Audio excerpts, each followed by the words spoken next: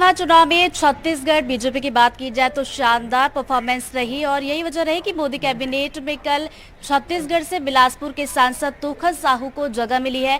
इस वक्त हमारे साथ मौजूद है एनडीटीवी मध्य प्रदेश छत्तीसगढ़ पर, सीधा उनका रुख करते हैं और उनसे बातचीत करेंगे। तोखन जी, मोदी कैबिनेट का कल गठन हुआ, जो तमाम सांसद चुने गए, सभी इंतजार कर रहे थे, फोन चार्ज करके बैठे थे कि उनके पास फोन आएगा। आपके पास कब फोन आया और आपका रिएक्शन कैसा रहा? देखिए, मेरे लिए बड़े गौरव की बात है, मेरे लिए भी, मेरे परिवार के लिए भी और छत्तीसगढ़ के लिए भी। माननीय नरेंद्र मोदी जी दुनिया के सर्वाधिक लोकप्रिय नेता हैं। मोदी जी के नेतृत्व में भारत का मान सम्मान विश्व में स्थापित हुआ है और तीसरे टर्म में माननीय मोदी जी की सरकार में मुझे राज्य मंत्री के रूप में जो दायित्व मिला है, तो ये मेरे लिए, मेरे अपने जीवन के लिए बड़ी प्रसन्नता का विषय है, गौरव की बात है। और मैं और मेरे साथ मेरे भारतीय जनता पार्टी के सभी कार्यकर्ता, बिलासपुर संसदीय क्षेत्र के साथ साथ छत्तीसगढ़ के सभी कार्यकर्ता बड़े ही उत्साहित हैं। देखिए, बड़ी बात यह है कि सांसद तो आप बने हैं, पहली बार देखिए चुने गए थे और मंत्री अब आप बन गए। क्या विजन रहेगा छत्तीसगढ़ के लिए, क्या प्राथमिकताएं आपकी रहेंगी? माननीय मोदी जी की सरकार में रोड मैप तैयार है। विकसित भारत संकल्प की यात्रा को पूरा करने के लिए हम पूरी तरह से संकल्पित हैं। जो हमारे मैनिफेस्टो में हैं उसको आज से ही, अभी से ही पूरा करने का लक्ष्य है और उसे माननीय मोदी जी की सरकार पूरा करेगी। एक सवाल था तोखन जी, जो छत्तीसगढ़ में बीजेपी के समर्थक है वो एक सवाल का जवाब जानना चाह रहे हैं कि छत्तीसगढ़ में बीजेपी ने शानदार प्रदर्शन इस बार किया, लेकिन सिर्फ एक को ही जगह क्यों? आपको क्या लगता है कितने और जो है सांसद हमारे मोदी कैबिनेट में जाने चाहिए थे? भारतीय जनता पार्टी के कार्यकर्ता मातृभूमि की सेवा के लिए काम करते हैं। जिस कार्यकर्ता को जो दायित्व सौंपा जाता है उसे बहुत निष्ठा के साथ, ईमानदारी के साथ हमारे कार्यकर्ता पूरा करते हैं। मुझे ये सौभाग्य प्राप्त हुआ है, किसको क्या जवाबदारी देनी है, किसको क्या काम में लगाना है, ये पार्टी के हमारे शीर्ष नेतृत्व तय करते हैं और कार्यकर्ता बड़े उत्साह के साथ काम पर लगे रहते हैं। चूंकि देखिए अब आप दिल्ली पहुंच चुके हैं, छत्तीसगढ़ में जो नक्सल की समस्या है उससे हम सभी वाकिफ है। हाल फिलहाल में देखा जाए जिस तरीके से छत्तीसगढ़ सरकार आक्रामक नजर आ रही है, तो क्या लग रहा है कि बातचीत से शायद कोई समाधान नहीं निकल पाएगा? क्या यही रणनीति होगी या कोई रणनीति बदली जाएगी? माननीय मोदी जी की सरकार है, स्टेट में हमारे श्री विष्णुदेव जी की सरकार है। नक्सल समस्या के समाधान के लिए सरकार बहुत आक्रामकता के साथ काम कर रही है और बहुत जल्दी इसका समाधान निकल आएगा। कहा जाता है कि जब आप सांसद बन जाते हैं तो कहीं ना कहीं जनता से थोड़े से दूर हो जाते हैं, तो छत्तीसगढ़ परिवार की बात की जाए तो कैसे उनका ध्यान रखेंगे, क्योंकि अब तो आप दिल्ली में पहुंच गए? मैं लोगों के बीच से निकला हुआ कार्यकर्ता हूं, बूथ का कार्यकर्ता हूं। पंच से मेरी जो यात्रा चालू हुई है, मेरा सौभाग्य है कि लोकतंत्र की सबसे छोटी इकाई पंच से ये यात्रा प्रारंभ हुई है और लोकतंत्र के सबसे बड़े मंदिर लोकसभा में पहुंचने का मुझे सौभाग्य प्राप्त हुआ है। मैं लोगों के बीच में ही रहता हूं, सबके साथ सहजता के साथ मिलना, सहजता से बात करना।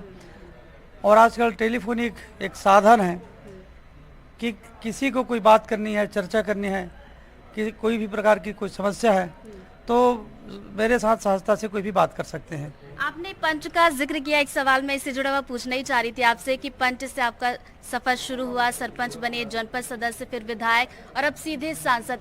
इस पूरे सफर की बात की जाए तो क्या ऐसी रोचक बातें हैं जो अब आप याद करते हैं? जनता के मन में जो अपार स्नेह है, और मैं भी कभी कभी कल्पना करता हूँ, कभी कभी लोग बोलते हैं कि जब मैं सरपंच था तब लोग बोलते थे कि नहीं भैया अब तो अब जनपद सदस्य बनाएंगे। जनपद सदस्य बन गया तो लोग बोलते थे कि नहीं भैया आने वाले समय में फिर जनपद अध्यक्ष बनाएंगे। जनपद अध्यक्ष बन गया तो लोग बोलते थे कि नहीं भैया विधायक बनाएंगे।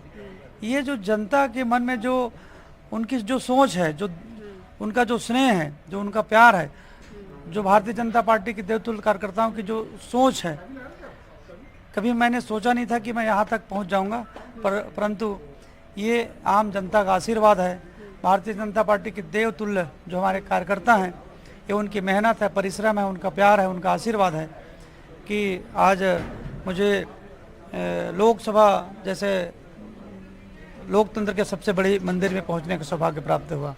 तूखन जी, आप साहू परिवार से आते हैं, साहू समाज से आते हैं, और साहू समाज की बात की जाए तो वाकई में भरपूर प्यार यहाँ पर लुटाया है, और शायद यही वजह है कि अब देखिए अब सांसद आप बन गए हैं। साहू समाज का खास तौर पर किस तरीके से ख्याल रखेंगे? देखिए, भारतीय जनता पार्टी का स्लोगन है सबका साथ, सबका विकास, सबका विश्वास और सबका प्रयास। हम सब मिलकर के काम करेंगे। हमारा कोई भी भाई छूटे मत, कोई पिछड़े मत, सबको साथ में लेके चलना, सबके साथ काम करना। छत्तीसगढ़ का विकास हो, पूरे देश का विकास हो, और हम सब लोग इसमें सहभागी बने। समाज के अंतिम छोर में खड़े व्यक्ति का उदय होना चाहिए। इसी ध्येय को लेकर के हम सब लोग काम करने वाले लोग हैं। तो जाते जाते एक छोटा सा सवाल कि अब आप केंद्र में पहुंच चुके हैं और सांसद के तौर पर जाहिर सी बात है कि छत्तीसगढ़ के लिए आपकी प्राथमिकता ही होगी, लेकिन कुछ 2-3 प्राथमिकताओं की बात की जाए तो आपके लिए क्या रहेंगी छत्तीसगढ़ के लिए? माननीय मोदी जी के नेतृत्व में जो निर्देश प्राप्त होगा उसे पूरी ईमानदारी के साथ, पूरी निष्ठा के साथ जो उत्तरदायित्व सौंपा गया है उसे हम लोग मिलकर के पूरा करेंगे। आपने देखा होगा कि विगत 10 साल में अनेक जन कल्याणकारी योजनाओं के माध्यम से लोगों का जीवन संवारने का काम प्रधानमंत्री जी के द्वारा किया गया है। अनेक योजनाएं लागू की गई है जो धरातल पर दिखती है। बड़ी बड़ी समस्याओं का समाधान हुआ है। देश में बड़े बड़े आयाम लिखे गए हैं। कश्मीर में धारा 370 समाप्त हुई है। 500 साल बाद हमारे प्रभु श्री रामचंद्र जी के मंदिर का निर्माण हुआ है। ट्रिपल तलाक कानून आया है। नागरिक संशोधन बिल भी लाया गया है। सबके जीवन में खुशियाँ हैं। ये काम माननीय मोदी जी की सरकार के द्वारा किया गया है। तो यही भारतीय जनता पार्टी की सोच है कि हम सबके लिए काम करें। तो ये थे हमारे साथ तोखन साहू जी, जिनको हाल फिलहाल में मोदी कैबिनेट का जो गठन हुआ है, छत्तीसगढ़ से राज्य मंत्री के रूप में जो है इन्होंने कल शपथ ली है। और जैसा कि इन्होंने कहा कि देखिए छत्तीसगढ़ की खास तौर पर बात की जाए तो मोदी सरकार के नेतृत्व में छत्तीसगढ़ के विकास में काम किया जाएगा।